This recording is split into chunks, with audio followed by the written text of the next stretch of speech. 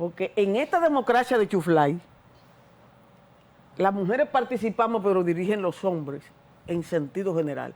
Y las mujeres somos como una cuota, ¿verdad? Somos una muestra gratis, esa que le dan en los salones a uno o en la farmacia. Bueno, señores, gracias por continuar con nosotros aquí en Matutino del País. Señor Roberto Monclús. Así es, ahí estaba en pantalla nuestra invitada de honor. Ella hablaba de su patria chica y ocurrió algo el 22 de mayo, en lo particular, iba pues al velatorio de mi suegra que falleció y miré hacia un lateral en esa carretera internacional o esa importante carretera Sánchez y vi un letrero que decía Pizarrete. ¿Saben qué? La imagen que me llegó a mi memoria fue la de Virtudes Álvarez, a quien admiro y respeto bastante. Gracias. Pusiste en el mapa a Pizarrete. Sí. Pero pasábamos y era un poco como inadvertida, ¿no? En el trayecto, pero cuando irrumpiste, que decíamos en un comentario anterior, que fue un eclipse importante tu aparición en el escenario popular, en el escenario social, político de la República Dominicana. Y comenzamos a amarte y amar a Pizarrete y a Baní completamente. Qué bueno. Es tan fácil amar a Baní. Virtudes. Es dulce.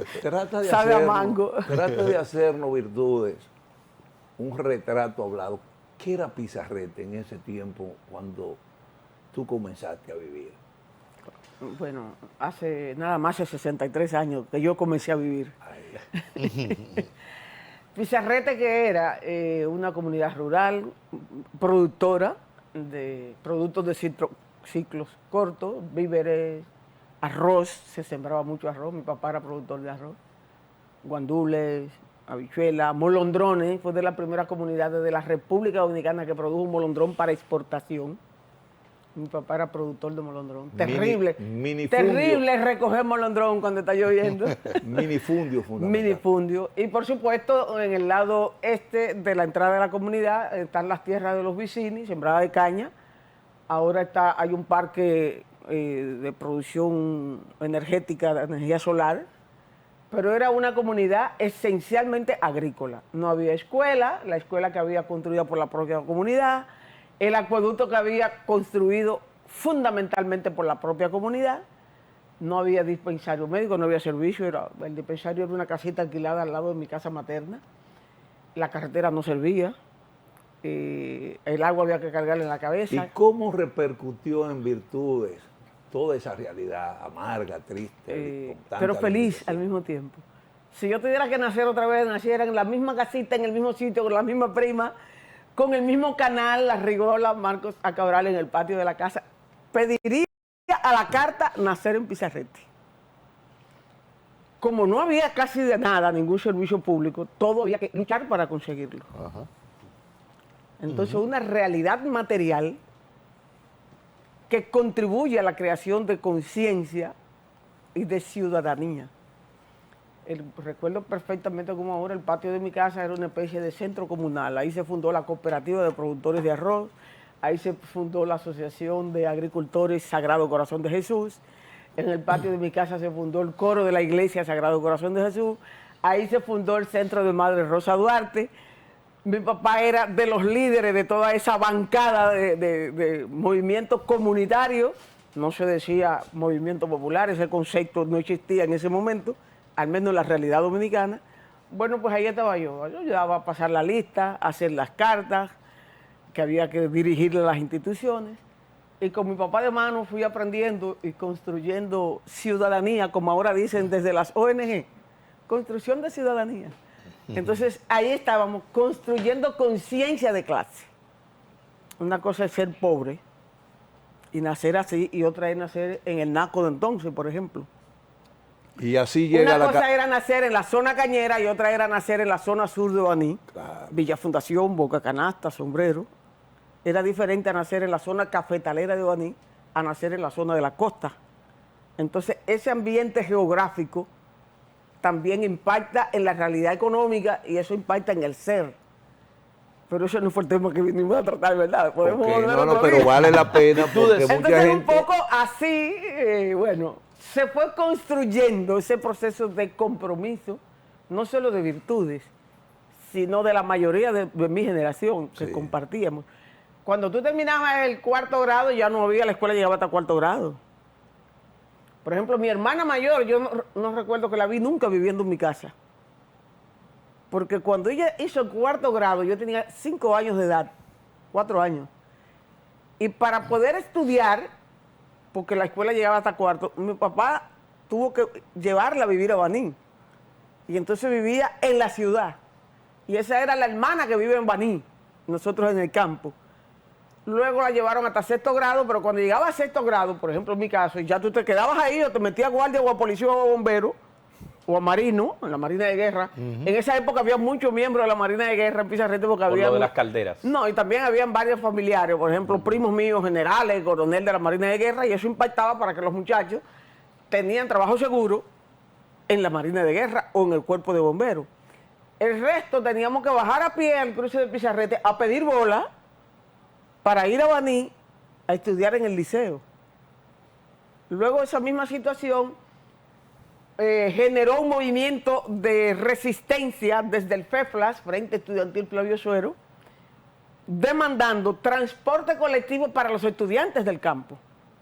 Hasta que logramos que el ayuntamiento, bajo la gestión del ingeniero Vicente Castillo, que era entonces el síndico de Baní, una de las mejores gestiones que tuvo el municipio de Baní, luego fue senador, compró autobuses y asignó, uno a Villa Fundación, asignaron uno a Nizao y uno a Pizarrete, producto de esa lucha.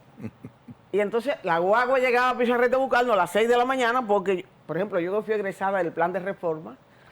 No sé si ustedes conocieron. Yo. Tú también. Sí, Yo sí. nunca entendí por qué anularon el plan de reforma. Una tosudez. Sí, entonces la docencia se iniciaba a las 7:20 de la mañana. La guagua llegaba a las 6 de la mañana a buscarnos. Pero cuando la guagua se rompía o no había combustible, había que volver para la autopista Sánchez a pedir bola. Y a las 1:30 de la tarde a pedir bola de nuevo al parque de Baní, al parque central, para llegar a Del Cruz y caminar a pie de nuevo, llegar a la comunidad y al día siguiente la misma rutina. Todo eso fue generando también un movimiento de resistencia y de organización de la juventud a través de los clubes culturales y del FEFLAS, del Frente Estudiantil Flavio Suero, hasta que se dejó establecido el transporte para los estudiantes del campo. Y luego, otra conquista mayor fue que en lugar de comprar autobuses, se extendiera y las escuelas se convirtieran en liceos. Y completa el bachillerato hasta el momento, felizmente. Virtudes. Y la rebeldía, perdóname, de Virtudes Álvarez, ¿cuándo llega a la capital Fui dominicana? rebelde desde chiquita. Pero ¿cuándo llega a la capital del país? No, el Distrito Nacional yo vine a vivir en el 87, Navidad del 87 cuando me casé. Vine a vivir a la capital. En Es decir, ese tiempo- yo vine vieja a la capital. En ese tiempo ya entendía lo que era la izquierda dominicana. ¿Cómo bregaste para insertarte realmente No, en ese porque durante la dictadura de los 12 años de Balaguer, ¿cómo tú podías ser joven si eres de izquierda? Imposible. Además, desde la iglesia católica, que fue mi primera militancia de compromiso social, era diferente ser joven militante de iglesia en ese momento a ser ahora, por muchas razones, las circunstancias políticas, de represión, la misma realidad de la juventud, la negación de derechos, hasta estudiar. Ser joven era un delito. Incluso no sé si recuerda Y que estudiar también. en la cédula se evitaba ponerle estudiante en la cédula. Exacto. Ocupación estudiante, no, porque te agarraba la policía y tú eras un peligro público para la seguridad nacional en el marco de la dictadura balaguerista. Entonces tú te topabas con un compañero que decía en su cédula panadero, ama de casa. ¿Cómo que ama de casa? Mi primera cédula yo era ama de casa. Yo era panadero, era sastre, cualquier cosa menos estudiante. Entonces hemos llegado hasta este punto de la democracia de chuflay que tenemos, ¿Cómo? con todos los déficits que tiene y toda la deuda social que arrastra, pero no llegamos por internet. Dos cosas. En este punto que estamos ahora, que hay que dar un salto hacia adelante, tiene mucho que ver lo que aportó esa generación de jóvenes rebeldes, como tú dices, de la rebeldía de la juventud y del estudiantado, como legado de la resistencia a la dictadura de los 12 años de Balaguer. Que hoy te dijiste ahorita de chiste, que no debería repetirlo, y acúsame que lo diga, pero como estamos, ¿verdad?, en derecho de libertad de expresión, corríjalo. no puedo decir ni de chiste porque te escuchan y no pueden pensar que es un chiste, sino que tú crees eso. Yo sé que tú no lo crees. El padre de la democracia. Eso fue una ofensa, primero al concepto de democracia y a todos los hombres y mujeres que han dado todo en la sociedad dominicana porque tengamos una democracia, y el Congreso Nacional declara al dictador padre de la democracia, por Dios. Y del desarrollo económico. Entonces ni de chiste se puede decir eso, porque un sobrino ve a uno y dice, oye, lo que dijo tío. Él no entiende que es un chiste. Sí. Un niño no tiene que entender lo que es un chiste ni lo que es en serio. No. Entonces, ha sido tan regresivo la calidad de la militancia partidaria en la mayoría de los casos, en los últimos tiempos, que este señor es declarado padre de la democracia y algunos hasta se lo creen. Entonces, tú dices, ¿y dónde comenzó la rebeldía? Pues comenzó allá atrás. Las condiciones materiales crean un ambiente para la conciencia social. Eso lo dijo uno que tú eras admirador antes que yo naciera, Carlos Marx, mucho antes de que yo naciera, ¿no? No estoy diciendo nada nuevo, pero eso está ahí, eso es tan real como que el sol sale, como que está ahí afuera. Esa realidad material es la base de la construcción de una conciencia social. Una verdad de Pedro No, Grullo. no es literal, no es de que porque tú seas pobre vas a ser revolucionario, o porque tú seas trabajador o trabajadora vas a ser revolucionaria, no. Porque la alienación existe. Y hay una competencia entre capital y trabajo. A ver quién se gana a quién. Los dueños del capital, para neutralizar a los trabajadores, ustedes analizaban ahorita el tema del metro. Son trabajadores. Si están cancelados, no son desvinculados, están cancelados, se llama así cancelación, no desvinculación. Entonces, poquito a poco, esa misma clase dominante nos va a dejar mudos. Nos vamos a quedar sin palabras, porque ya no hay trabajadores, hay colaboradores. Yo no soy colaboradora de nadie, yo soy trabajadora en el Ayuntamiento del Distrito Nacional. Yo soy cobradora de guagua, yo soy cobradora, no colaboradora de la compañía que tiene el metro o que maneja la guagua. Te cancelaron, entonces no los desvincularon. Porque si fuera así, ¿por qué no reparten la ganancia cada año?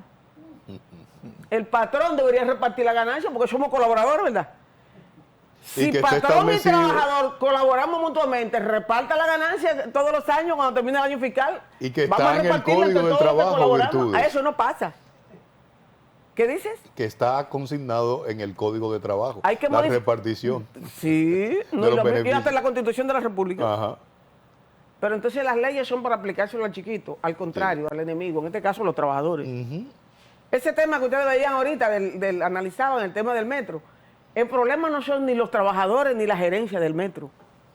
Probablemente haya un problema de gerencia porque una situación permite que se convierta en un problema, que no necesariamente es un problema. ¿Cuál es el punto? Que son trabajadores, lo primero. ¿Y cuál es el segundo punto? Que mientras la sociedad dominicana, el Estado sea el principal empleador, la principal fuente de generación de empleo, de puestos de trabajo en la sociedad dominicana es el Estado. Un sistema de partido como el que tenemos, ¿qué ocurre? Que cada vez que un partido gana las elecciones asume que el presupuesto nacional es suyo. Y eso es válido para todos los colores. No es Luis Abinader y el PRM, porque también hizo lo mismo el PLD. Construir un proyecto popular alternativo de izquierda, para ir al fondo de tu pregunta anterior, no es fácil cuando la política se ha convertido en mercancía y hay todo un régimen político e institucional verticalista y hay un liderazgo político y empresarial predominante, salvo honrosas excepciones, que asumen que la política es una mercancía como es este vaso. Porque en esta democracia de Chuflay, las mujeres participamos, pero dirigen los hombres en sentido general. Y las mujeres somos como una cuota, ¿verdad? Somos una muestra gratis, esa que le dan en los salones a uno o en la farmacia, o en el consultorio. Mire, doña, este antibiótico es muy bueno, pero lo que usted lo compra, llévese este, muestra gratis. Entonces también ahí estamos en la política, en el ejercicio de la política, estamos como muestra gratis. Hemos avanzado, pero todavía falta mucho. Entonces una democracia que discrimina, que excluye, que bloquea el ejercicio de sus derechos a la mitad de la población, que somos las mujeres, eso es una democracia de chuflay. Doña Lucía. Doña Sí, Lucía, la chica del afro, muy linda, por cierto. Se llama... Hacer ama de casa, la que tiene que licenciada. lavar, que tiene que planchar, que tiene que cocinar, que tiene que atender al marido, la suegra, la abuela, el nieto, el sobrino que vive en la casa. Y por encima de eso le preguntan al marido, ¿y su mujer trabaja? No, que va a trabajar hasta ahí en la casa. Ah, Es decir, además de eso, un trabajo no valorado, ni por el Estado ni por la sociedad en general. Y lo Vale digo, el tema y te tomo la palabra. y lo digo porque la mujer de hoy no es solamente ama de casa, no solamente que es profesional, sino que es la que decide y la que tiene la cabeza de financieramente guiar el hogar. Y cuando llegamos del trabajo Por a la eso- calle, ¿qué hacemos en la casa? Lo de la O casa. trabajar. Los mismos trabajos en la Ante- casa, entonces la triple jornada. Exacto, una triple jornada. Yo Hay que digo- levantarse a las 3 de la mañana, a las 4, hacer el desayuno porque el marido se va a las 6, los muchachos para la escuela y la doña viene para el canal. camarada, gracias. Y la palabra gracias se queda corta. Por primera vez de verdad que enmudecimos. Hicimos un silencio Usted ha para observado escuchar. el rostro de Doña Lucía. Doña Lucía está Una contenta. Hay una compromisaria total. Sí, hablaré con Guillermo con Moreno Doña Virtudes. y con Frank Rosario, que son también los candidatos del polo progresista de izquierda, porque además mencionaron dos mujeres, ¿verdad? La señorita Antares Rodríguez y María la profesora Teresa. María Teresa, pero hay dos candidatos varoniles. Sí, fue un coro de mujeres que yo armé aquí. Y esa reprimienda. No, es para Esa doña Lucía reprimienda. porque la veo en una connivencia. Virtudes, muchas gracias. Esta es tu casa Gracias. del PCT. Una copia de la llave quiero. Sí.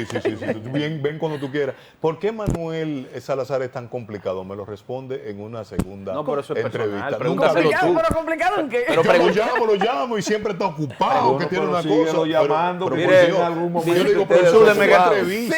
Sí, Es una yo- entrevista. No te voy a decir que le voy a dar el mandado porque seguro que te está viendo. Entonces, lo está Me viendo gané en un vivo. boche, me gané un boche con Efraín, pero está bien ganado. Insiste una llamada, Manuel. Porque dije que te estaba viendo y que a Virtudes la están viendo más que lo que lo vieron a él. Entonces me dijo, tú lo que eres un fresco. Pero bueno, El de rating todos- subió. De Te todos digo modos, que no me voy a meter en ese debate entre ustedes dos. No voy a caer en el gancho. Es una genia. Es una un chisme genia. de patio. Gracias, realmente. Virtud. Gracias. Breve la Gracias. pausa. Cuando regresemos, un bloque de comentarios muy importante. Presentaré una denuncia que deposité en el día de ayer en compras y contrataciones sobre una licitación, hagan bien, de más de 800 millones de pesos para adquisición de equipos para la Policía Nacional. Encontré 8 debilidades o inobservancia, para hacer un término eufemístico, a esa licitación. ¿De Así cuánto que fue el monto? la licitación Más de son 800. más de 800 millones de pesos y tiene unas inobservancias que creo que el gobierno o el organismo rector debe poner atención a eso. Es un puro ejercicio de periodismo ciudadano a favor de la transparencia. Yo no sé contar Ya en regresamos. ahí.